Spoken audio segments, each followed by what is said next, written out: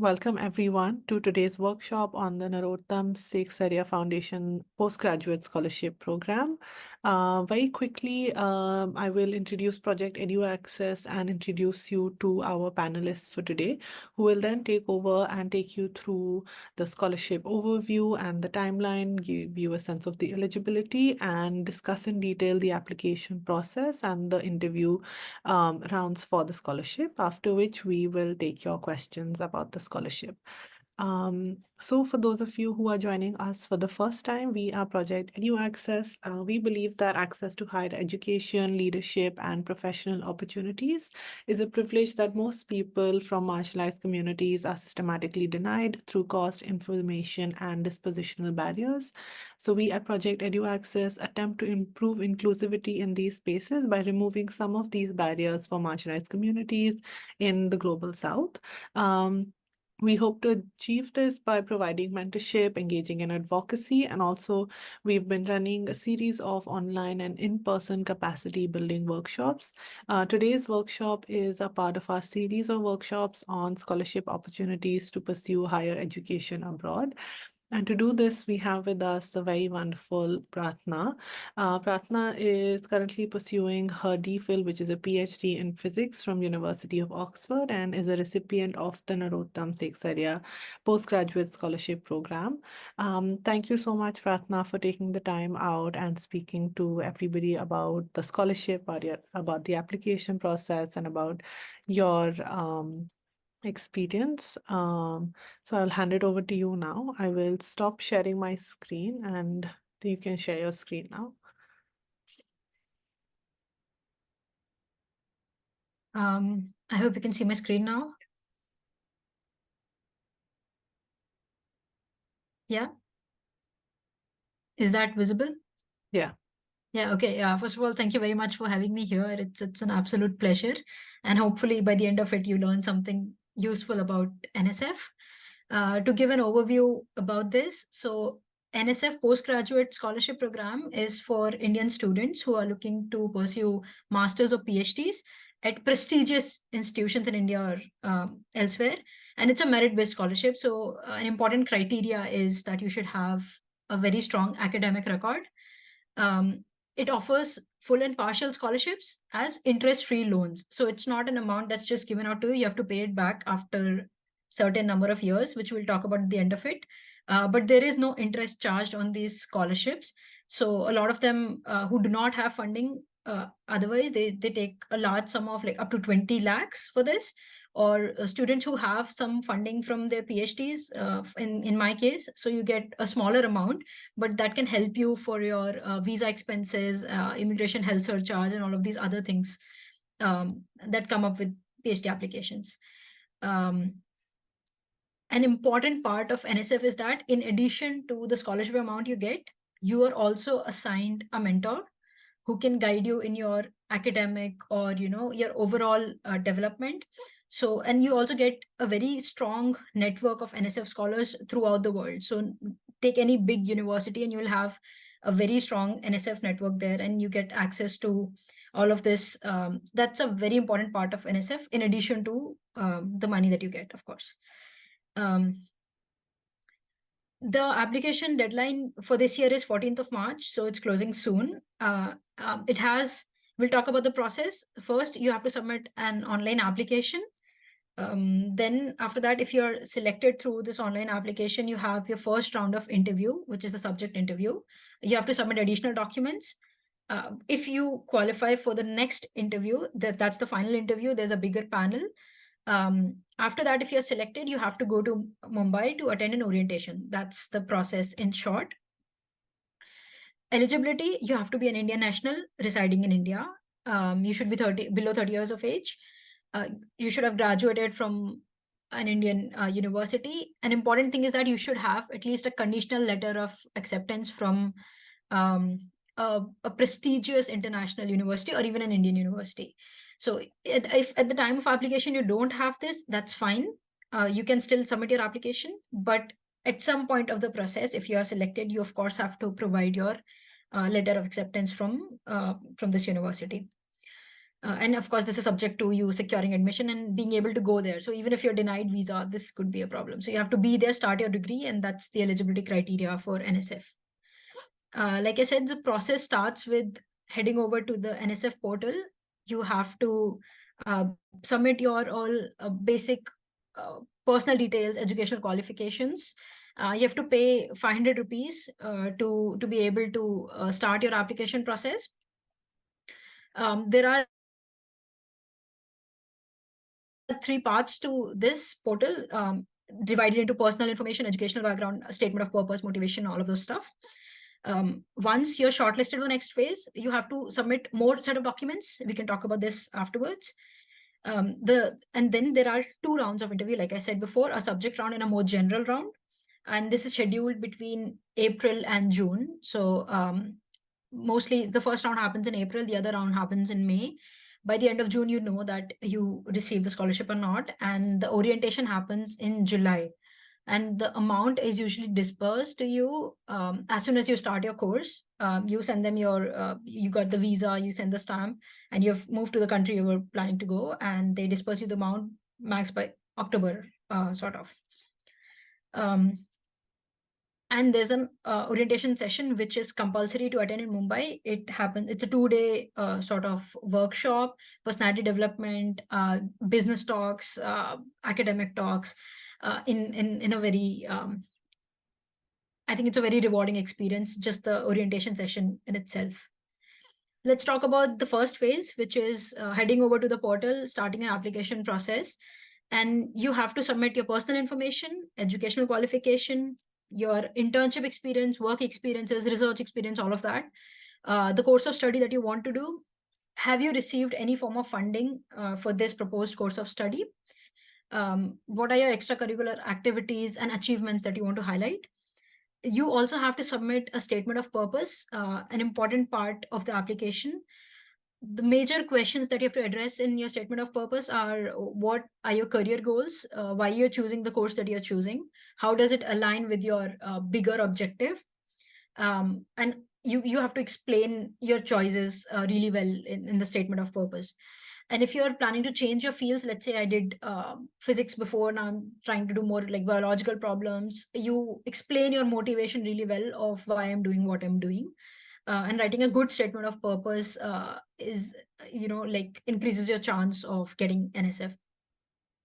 You're also expected to write an essay telling your life story, by which things that you could not write in your CV, like they did not become like a highlight, a bullet point in a CV, but more like something that has shaped you as a human, something that fuels your ambitions on a deeper perspective. You can write a very good sort of personal motivation, I could say that. Things that you've gone through, and I think that really makes a difference. So if you have a good story to point out, that can really make a stronger application for you. You also have to give 2 referees for this, 2 academic referees. You don't have to submit reference letter right away while you're submitting the application form. This you have to do once you're selected for the subject interview, and they tell you, okay, now you need to submit these references. You can ask your referees to submit these documents afterwards, not right away. And also that this application is just submitted online, so that should be fine. Once you submit your documents, you have submitted your statement of purpose, personal motivation, and you're selected for the next round. There are additional documents that are requested from you. So these are mark sheets from your undergrad, postgrad study. If you have given other exams like GRE or GMAT, GATE, and all of that, you have to submit those qualifying exams. You should have an acceptance letter. Even if you don't have an unconditional or confirmed letter of acceptance, you should at least have like a conditional letter of acceptance from the university, and you can supply that and ask them, okay, when I get my unconditional letter, I'll provide that as soon as I get it. So that's fine. Now at this stage, you need to submit the reference letters. There are 2 options to do that. You can either ask your referees to email it to the email address of NSF, or you can get a copy and upload it yourself on NSF portal. But this has to be on the letterhead of the institute, signed, sealed, and all of that.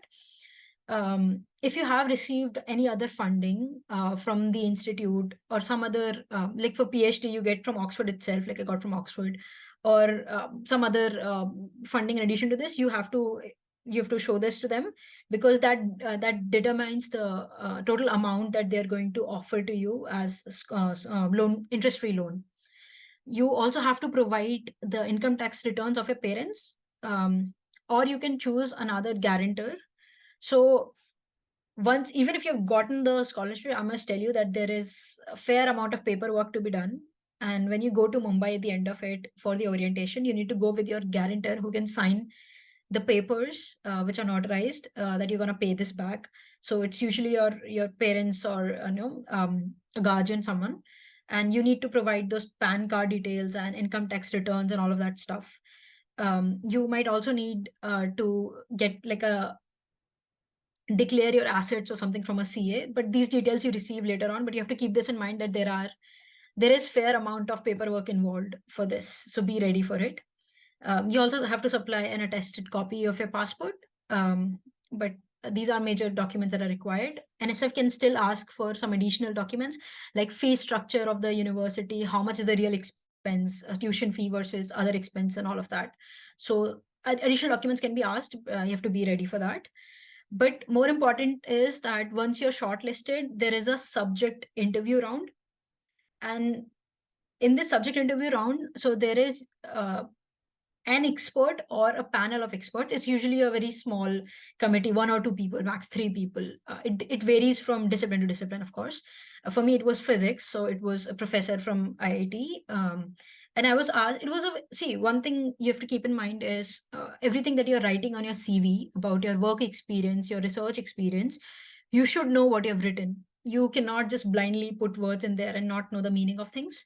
So you'll be, of course, asked a little bit of these questions. It's a small interview, like 15 minutes maximum, but you will be judged on basic knowledge in your field. You can be asked very specific questions also. None of that is meant to intimidate you, but it depends on your expert. So like I said, I had a physics expert who asked me questions from some subfields of physics. More, even if you don't know the answer, it's important that you showcase your ability to think in that situation. How would you approach the problem, even if you don't know the answer? And then if it's something that's totally unrelated to you, you've never heard of it, you can just very frankly tell them, okay, I've not heard of this, I don't know about this, and you can happily move on to the other question. It's very important that you be true about things you know, things you don't know, and still try to put your best in answering a particular question. So subject interview should be good if you know what you're talking about. So I felt this was a rather simple round for me. The final interview, which comes after you're shortlisted from subject interview, that is a little more intimidating, so to say. So the final interview happens in May. It lasts about 20 to 25 minutes, and it's a bigger panel. So around I would say 7 or 8 people. 1 or 2 of them can be very nice to you. That's their job, to make you comfortable as soon as you enter, to talk about your motivations and basic stuff. But I realized that a lot of them, the pressure created in that Zoom call was deliberate. It is meant to freak you out, but the goal is to not let this get in the way of your confidence that you came with.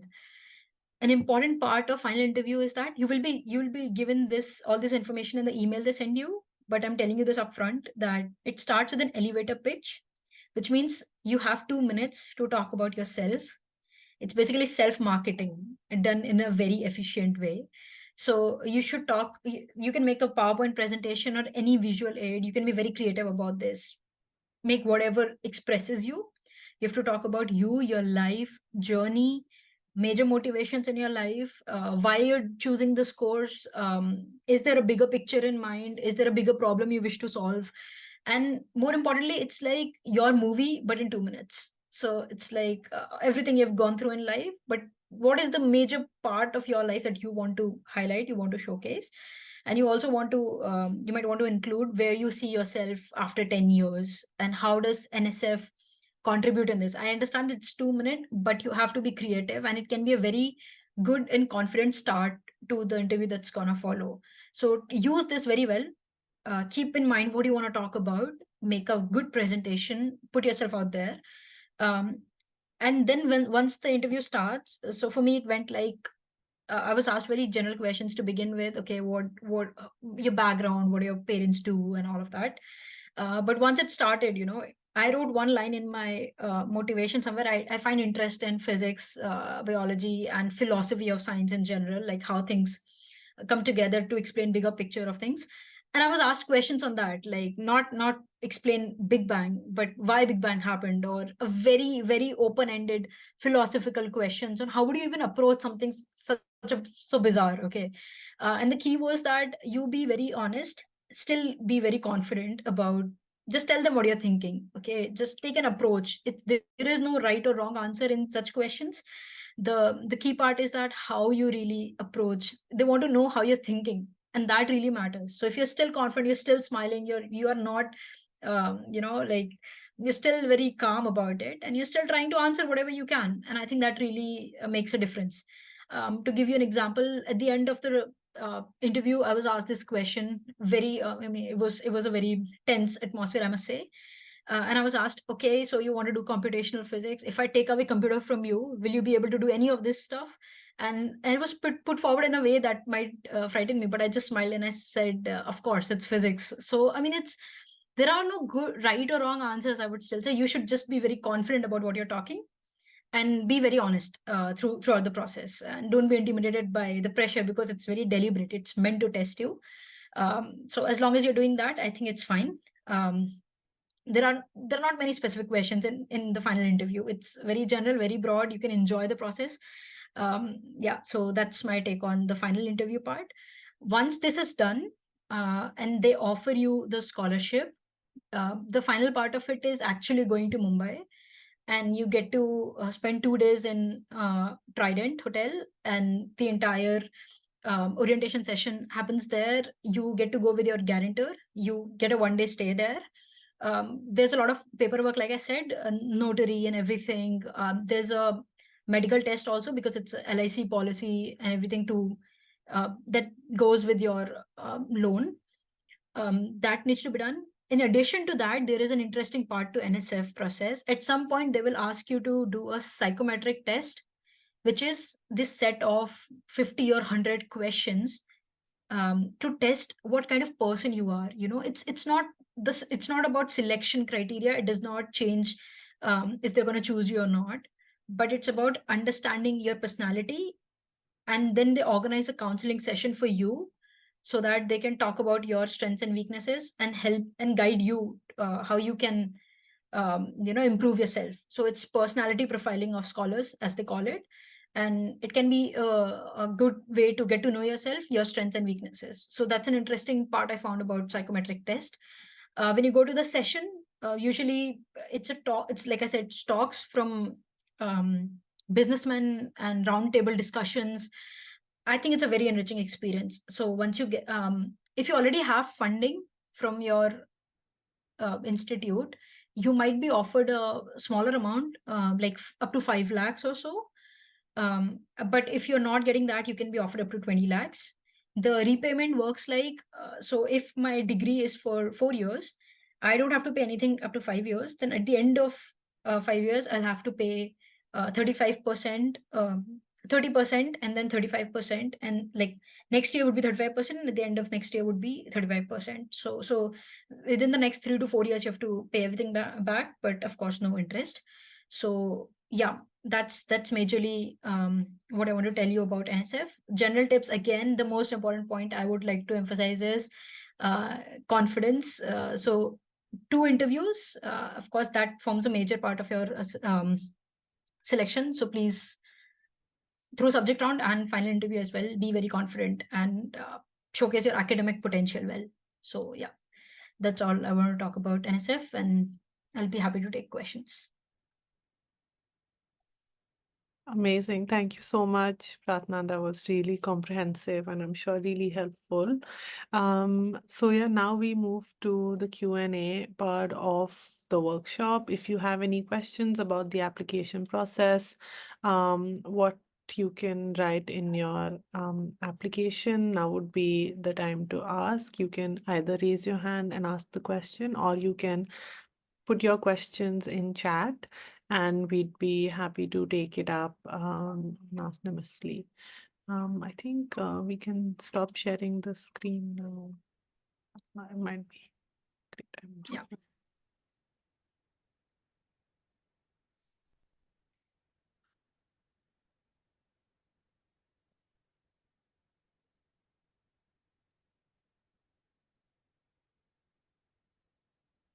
any questions? Said you can raise your hand and ask your question, or you can send it to either me or Prarthana as a DM, and we will take it up. Yeah, I think we have a question about it's mentioned that it's a merit-based scholarship. Can you elaborate on this? So an important criteria that I noticed about NSF selection is that the prestige of the university that you are applying to.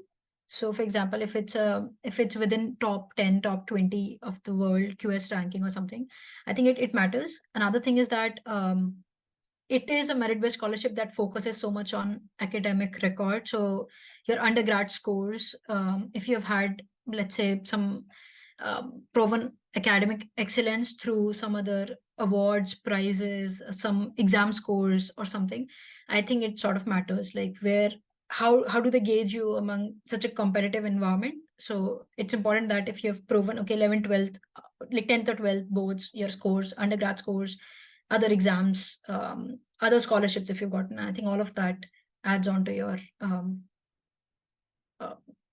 application. Okay. There's two questions that have come in my DM, so I'm just gonna read them out. So the first question is, do you have a template for a good and engaging self-elevator pitch? And then second is, what are some specific ways in which we can perhaps exercise confidence in our communication skills for the interview? I'll take the first question first, of course. Elevator pitch. See, it's really about you. I wouldn't suggest that you take someone else's idea of what they think the best thing about themselves. I think it's really thinking what is the best thing about you. So, for example, when I had to talk about my motivations to do physics, I gave a very honest perspective of why I think this works for me, and I used this idea of ikigai. Please don't copy paste. So I mean, it's your motivation why you want to do something. So it's because it serves someone, it's something, it finds a bigger purpose, you can get paid for it, and it fits into different criteria for me. So that's what I highlighted. And then at the end of it, some people can express better in terms of poems that have moved you, some authors that have moved you, scientists that the contributions have mattered so much to you, and you want to make a bigger impact. So I think all of this, you can start with background, where you come from. So if you come from a small town or something, you can start with, okay, I come from here, I did a very humble schooling, but then I went on to do this, and these have been the major influences of my life. And there is this is the place I see myself to be. And I mean, it's really digging deep into your own self and finding out the best things you want to talk about and your true motivations. I think that would be a very good 2-minute elevator pitch. What was the second question? Could you repeat again? It was that there are some specific ways in which we can exercise confidence in our communication skills and perhaps be helpful in an interview. Um, so the question is about Yeah, it's helping I with. think generic, more just I think generally what helped in sort of just practicing for an interview and like having good communication skills and sort of Okay, I'll since this is a very generic question, I'll give a very generic answer, like as a life philosophy or something. So when you're applying for any scholarship, the application should be with the mindset, this is the most important thing for me, so that you put your effort into writing everything very well and all of that. But when you go to the interview, go with the attitude that this adds nothing to my life. It might be very controversial, but you have to go with the attitude that I don't need this. Okay, I'm not here. So when you come from a place of that neediness, or you are very underconfident, like you really want them to give it to you. But I would say don't go with that attitude of beggars are not choosers. Go with someone that who wants to put themselves out there. They're very confident. You should be convinced that you deserve this. I think that's where confidence truly comes from. So spend one day into really convincing yourself why you're good enough for this. And if you were recruiting someone for the job, or you were going to give the scholarship, would you give it to yourself? So, I mean, till that point, spend time, ask yourself, what are your good points? Do you think you deserve it? And yes, you deserve it. Okay, just keep about all that imposter syndrome, keep it aside. Please don't take it in the interview room. But really spend time into finding your strong points, remind yourself that, and take it with you during the interview.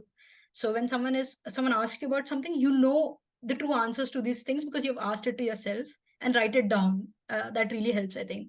So if you're choosing a course, I think you should have a strong reason for choosing a postgraduate course. Um, and you just need to talk about that. So if it comes from a place of really your true self, I think you can be more confident about it instead of faking to be something that you're not. Okay. Although there's nothing wrong with faking it till you make it, but I would just say if you really want to be confident, you should know your motivations, like in a very true sense. Great. Another question is, just wanted to ask if the scholarship is open for all courses. Yes, there are many students from law or public policy, science, and I think almost literature, all fields. I think it's open to all fields. There's no criteria on the field, as far as I know. To add to my last answer, I would say when you're in the interview and you're really freaking out, you're really frightened now, keep smiling, please. At that point, I would really appreciate, I would really encourage you faking it, even if you're very scared. Please smile, stay calm, breathe deep. Don't bring it to your face that you're really scared now. Just you want to pause, take a pause, smile, and then answer it. Like take that 2 seconds, 10 seconds there. It's not a problem. I think that makes it more confident instead of not thinking about it. Yes. Another question that has come in my DM is, can you elaborate a little bit on the statement of purpose? How much do we engage with the importance of the scholarship? Um, Okay, so first of all, there's a word limit. I don't remember how much, but you have to write this on the portal itself. So you can't go beyond those words, of course. A good point would be that, okay, your CV has some bullet points of things you have done. How I write a statement of purpose, I connect them in a very coherent story. Like one paragraph could be about things you have done, things you've achieved, sort of highlighting that. The other one could be your motivations of what you're really interested in. Um, and then you could like maybe write 2-3 sentences about how NSF fulfills that purpose. Like I want to achieve so and so, I want to do so and so, I want to make this and this impact, and NSF provides the opportunity to let me do all of that. So I think statement of purpose, there's nothing special that I should suggest for NSF. It's generic how statement of purpose should be written. Like you can however you wrote for your university. Of course, if you got admission in a good university, you would have written a good SOP. So you can use those same skills to write for this. Yeah, that's pretty much it. I think there's another question about I did my master's from Europe and now working in Sweden. Will I still be eligible for the scholarship? I think I was also in Germany before I applied for NSF, but I was there for 1 year. Um, I don't think you're still eligible because it's an Indian national, and if you have lived there, at least if you've done your undergrad there, so I mean, if you're a resident normally, you should be eligible for the scholarship. But if you want to be sure, you can email um, PG scholarship at NSF, something that the email address is given on their website, and you can email them, and they're pretty good when it comes to answering your questions. And they also have an open house sometime soon, so you can, of course, confirm with them once if you're not sure. But I think you should be eligible.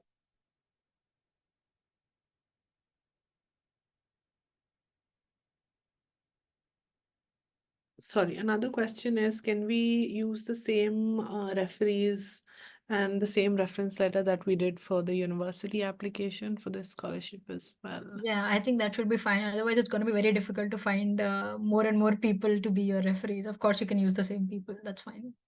Yeah. Although I just suggest that when you are when you're asking them to send their reference for this scholarship or any other scholarship, it needs to be a little like focused on what they're writing for. So Mhm. so I'd say that it's instead of using the same LOR that you submitted for the course that they submitted for the course, when they're sending it for the scholarship, it might be helpful for them to, and if you could ask them, request them to edit it a little bit to suit the requirements of the scholarship and sort of make it a little more focused on that scholarship itself. And that's true not just for Narotam, but I guess for any other application that you make. Yes. Any other questions? I don't have any other questions in my DM.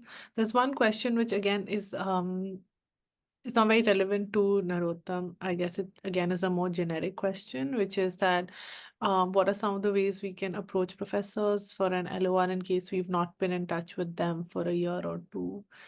I guess this is, yeah. Um, if there are people you have worked with, or internships or research experience, I think they should be a priority. You should reach out to them first and asking for a letter of recommendation. But if that is not the case, um, well, if it's someone you've taken their courses, you've done well, I think good idea would be to write them a polite email that you have attended so and so course. This is the grade that you got. Maybe remind them about your interactions if you've had something, something that reminds them of you or something, and you can just politely ask, can you write me a strong letter of recommendation? If you can go and meet in person, I think that would be a good idea too. When you ask for LORs, I think it's important that you convey them. Can you please write me a strong letter of recommendation? I put emphasis on strong because otherwise they have a template and some people just go by very generic idea about you. That is not really focusing on your strengths. I think it's good if you can give them your achievements, your CV, and tell them, okay, this is what I've done. Can you please write me a very specific or a strong letter of recommendation? So I think, yeah, you can. One important advice would be shameless about it. Like, you have to ask people, ask professors to give it to you. So there's no other way about that. Yeah, I'd also recommend the same thing. I think 1 or 2 years is not that long ago, so I'd say that they'd still remember you. Sometimes courses or scholarships require you to have an academic referee. So if it is mandatory, then you'd have no choice but to reach out to, professors who've taught you. I think at the first instance, the shortlisting of who knows you the best and who you interacted with the most would be good. And so then when you reach out to them, even after a year or two, there's more chances that they would remember you or they'd have an idea of, who you are. And then in that email you sort of give all of the details, what you're applying for, why you're applying. You can probably give them your CV as well, tell them that this is what you've been doing in the last year or two since you graduated or since you last spoke to them. And yeah, and I think then if they don't reply, send a follow up, but also always have like a list of professors, so in case the first one doesn't work out, you have a backup. Second one doesn't work out, there's another one. So it's always good to have that because like I'm also speaking from personal experience because you know professors back in India, there's not a big culture of writing reference letters as it is here. This is considered a part of their job, but in back in India in universities, professors don't take this as seriously, and so not everybody would be able to make time, not everybody would be able to consider the seriousness of it. So it may take really long to reply, and it might be too late or might be very close to your deadline. So always have backup so there's enough time for you to get a confirmation, send them, whatever drafts they may need, say like your CV, your draft SOP, a little bit more about you, and they might want to have a chat with you, so you can have all of those, I think, contingencies in place, and so it should be fine. We've also developed a number of resources online, like application guides on our website, and one of them is on reference letters. So I'm just going to link that in chat. And so it might be helpful for you to have a look at the guide that we've developed on reference letters. Yeah. Um, Another question that's in my chat, sorry, in my DM is there a requirement for the LORs to be from your professors, or can it be people you've worked with as well? I think it can be, one can be academic, other one can be from someone you worked with.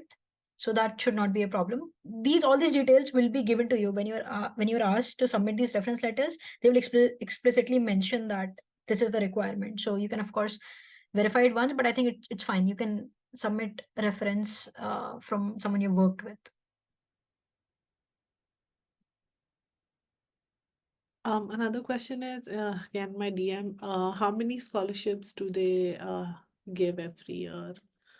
Okay, I don't think they have published this on their website, but in our orientation, we were told there were around some 3,000 or 4,000 applications, and they accepted 8 people for that year. So, okay, hold on, but there is no other way. You have to apply, and I mean, if you don't apply, the chances are zero. If you apply, it's non-zero. So I think you just have to take that risk. So Yeah. And that's true for all of the yeah, scholarships. I mean, the number of people applying in India is very high, and then, the number of scholarships that they have to give isn't that many, but as Pratna said, non-zero is good enough. yeah. That's all I'll say. Yeah, I mean, applying is better than not applying, Yeah. exactly. Okay, I think those are all the questions in my DM. Pratna, do you have any questions that No, have? none Okay. in mind. I think yeah, again, I'm gonna keep this open for another minute or two. So if anyone has any final questions, now would be the time to ask. Otherwise, I will end the session. We're also almost at the end of an hour. So yeah, we if there's no more questions, we'll end the session. So I'll just wait a minute more. In the meantime, I will just share a few links here that might be helpful. So for starters, this session is being recorded, and so a recording of this workshop will be available on our YouTube channel. I'll just send a link to that as well. Um, we also have developed a series of guides on writing our application or our application documents that you can access on our website. I already sent a link to that above, but I will send it again. So these include guides on writing your SOP, your CV, your personal statement for scholarship applications, reference letters. So you can, if you are, sort of struggling with what to write, how to write, there are some helpful resources there.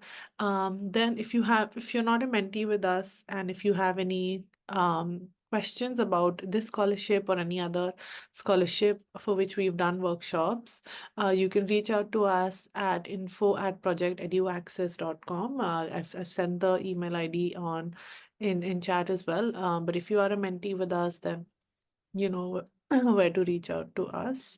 Um, yeah, I think that's about it. Yeah, I think just to add to that, there's additional resource Yeah, which you can access if you want to. It's about PhD applications to Oxford and Cambridge. Maybe not immediately relevant for this cohort, but for the next set of people who are wanting to apply, you can check this out. But it's pretty general for all universities, and even can apply to scholarship programs. So maybe if this helps. great. That is wonderful. Thank you so much for sharing that, Pratna. And thank you everyone who joined us today. All the best with your application for the Narotam Sekhsaria Postgraduate Scholarship Program. And thank you so much, Pratna, once again for taking the time out and joining us today and speaking to our mentees and everybody about the application process. We don't have a WhatsApp group, unfortunately, but we do keep updating our social media on all the workshops that we do. And I'm just gonna drop a link to our Instagram. In the Instagram bio, you'll see our Linktree link, which has our LinkedIn, our Instagram, our Facebook, Twitter, and all the links to our workshops. So with that, I will end the session now. Thank you, everyone. I hope you have a nice rest of your Sunday. Take care. See you. Bye. Thank you. All the best.